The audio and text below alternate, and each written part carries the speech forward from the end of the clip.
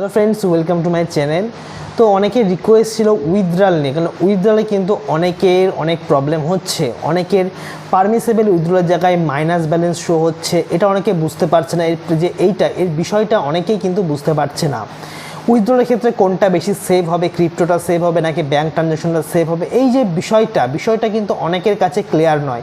তো আমি যতটা জানি আপনাদেরকে এই বিষয়টা ক্লিয়ার করার চেষ্টা করছি। আপনারা কাইন্ডলি মন দিয়ে ভিডিওটা দেখবেন এবং আপনাদেরকে বারবার রিকোয়েস্ট করে চ্যানেলটা অবশ্যই সাবস্ক্রাইব করে রাখবেন এবং লাইক বাটন অবশ্যই ক্লিক করে দেবেন। কারণ আপনারা যদি সাবস্ক্রাইব করেন, আপনারা যদি ভিডিওটা দেখেন, তাহলে আমি মোটিভেট হব নেক্সট ভিডিওটা আপলোড করার জন্য। তো আপনাদের যে সমস্ত অ্যাকাউন্টে প্রথম কথা পারমিসেবল মাইনাস শো হচ্ছে, সেটার কারণ দুটো হতে পারে। নাম্বার ওয়ান কারণ, মাঝে মাঝে এসডি স্টারে আপডেটজনিত কারণে কিন্তু এটা টোটাল আপনার যে ব্যালেন্সটা রয়েছে টোটালটাই কিন্তু মাইনাসে চলে আসে, মাইনাস পারমিসেবল অ্যাকাউন্টে চলে আসে। এটা বহুবার হয়েছে, আমি দেখেছি। সেটা 3-4 ঘন্টা পরে কিন্তু ঠিকও হয়ে যায়। এইটা একটা কারণের জন্য আপনাদের পারমিসেবল যেটা অ্যামাউন্টটা রয়েছে সেটা কিন্তু আপনাদের নেগেটিভ শো হতে পারে। নাম্বার টু, আপনাদের মনে করেন আপনাদের টোটাল ওয়ালেট ব্যালেন্স বা সেটেলমেন্ট ব্যালেন্স ছিল $1000।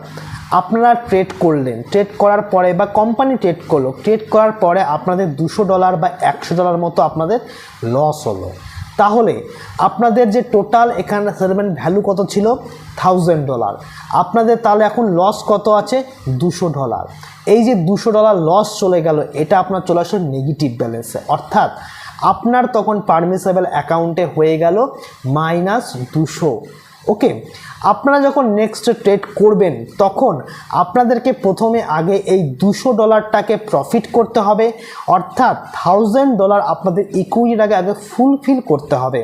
তারপরে $1000 হয়ে যাওয়ার পরে যেটা প্রফিটে হবে $10, $20, $30, সেই অ্যামাউন্টটা আপনারা কিন্তু উইথড্র করতে পারবেন।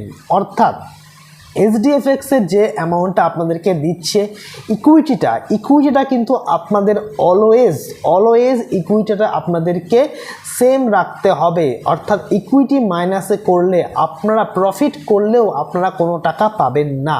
ভালো করে মনে রাখবেন, আপনাদের ইকুইটিটা সেম রাখতে হবে। এই একটা কারণ হতে পারে।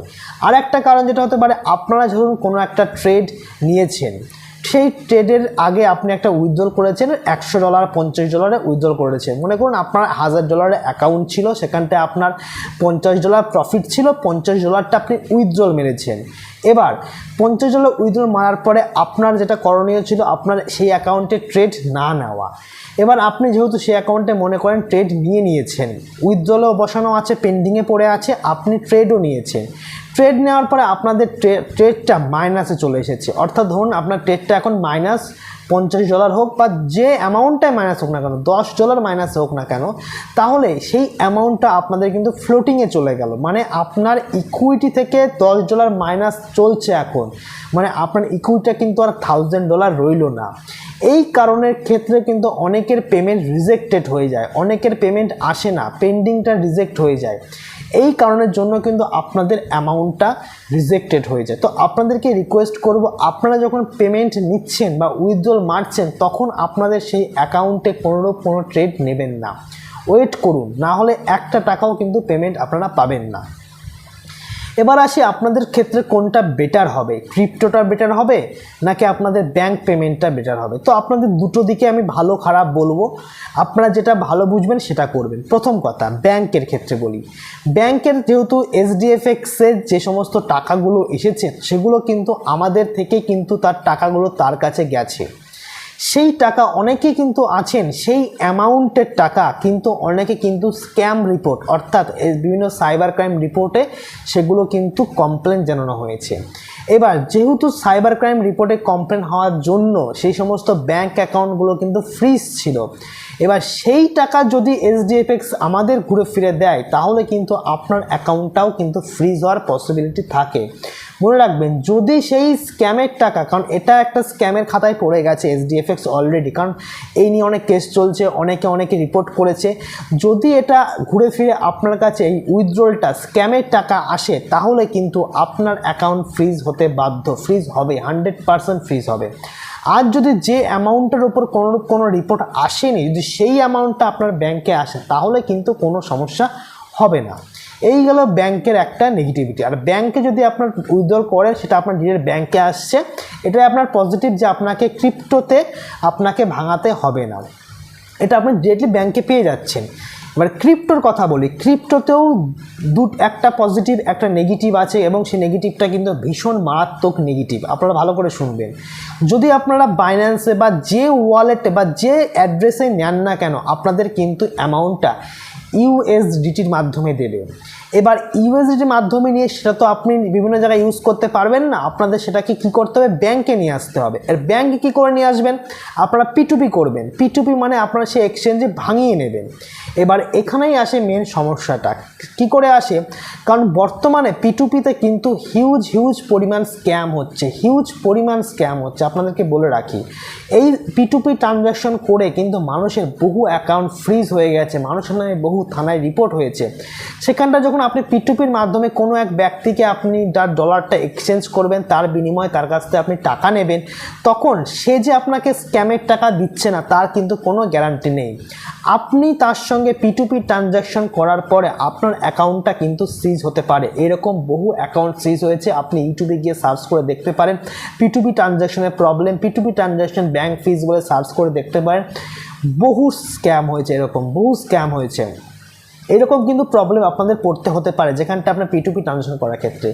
আর যদি আপনি অন্য কোনো এক্সচেঞ্জে ভাঙান, ডিরেক্টলি ভাঙান, সেখান থেকে কিন্তু আপনার অ্যামাউন্টটা কম পাবেন। মানে P2Pতে যদি আপনি ভাঙান ইউএসডিটি মিনিমাম সেখান থেকে 90 টাকা করে তো পাবেনই, সেটা যখন আপনি ডিরেক্টলি কোনো এক্সচেঞ্জে ভাঙাবেন সেখান থেকে কিন্তু অ্যামাউন্টটা কম পাবেন। তো এটা হলো একটা নেগেটিভিটি। আর পজিটিভিটির দিক থেকে দেখতে গেলে P2P ট্রানজ্যাকশনে যদি আপনি ডিরেক্টলি নেন সেটা কিন্তু HDFXের স্ক্যামের টাকা আসছে না, সেটা ডিরেক্টলি একটা ডলার আসছে, সেখান থেকে আপনি এক্সচেঞ্জ করে নিচ্ছেন। সেখান থেকে কিন্তু HDFX স্ক্যামের টাকা থেকে কিন্তু আপনি হয়তো ফ্রি থাকলেও কিন্তু অন্য কারো কাছ থেকে যে স্ক্যাম বা প্রতারিত হবেন না তার কিন্তু কোনো গ্যারান্টি নেই। তো আপনারা যেটাই করুন না কেন দুটোতেই আপনাদের রিস্ক আছে, আপনারা যে কোনো একটা ডিসাইড করুন এবং কিভাবে প্রসেসটা উইথড্রল করবেন সেই নিয়ে আমি ভিডিও বানানো আছে। আর যদি আপনাদের জানতে ইচ্ছা হয় যে কীভাবে উইথড্রল করব তো আমাকে বলবেন, আমি কমেন্টে জানান, আমি সেই প্রসেসটা আপনাদেরকে বলে দেবো। এবং এইভাবে স্ক্যামের থেকে কীভাবে মানে আপনারা সেফ থাকবেন, কিভাবে P2P করলে আপনারা নামে কোনো ফ্রিজ হবে না অ্যাকাউন্ট বা আপনার নামে কোনো রিপোর্ট হবে না, সেই প্রসেসও আমি আপনাদেরকে বলে দেবো নেক্সট ভিডিওতে। এইভাবে আপনারা P2P করুন, এইভাবে আপনারা এক্সচেঞ্জের টাকাটা ভাঙান, তাহলেই আপনাদের কোনো আশা করি আপনাদের প্রবলেম 90% ক্ষেত্রে হবে না, তবুও কিন্তু 10% ক্ষেত্রে আপনার সঙ্গে স্ক্যাম হতে পারে, আপনাদেরকে বলে রাখি।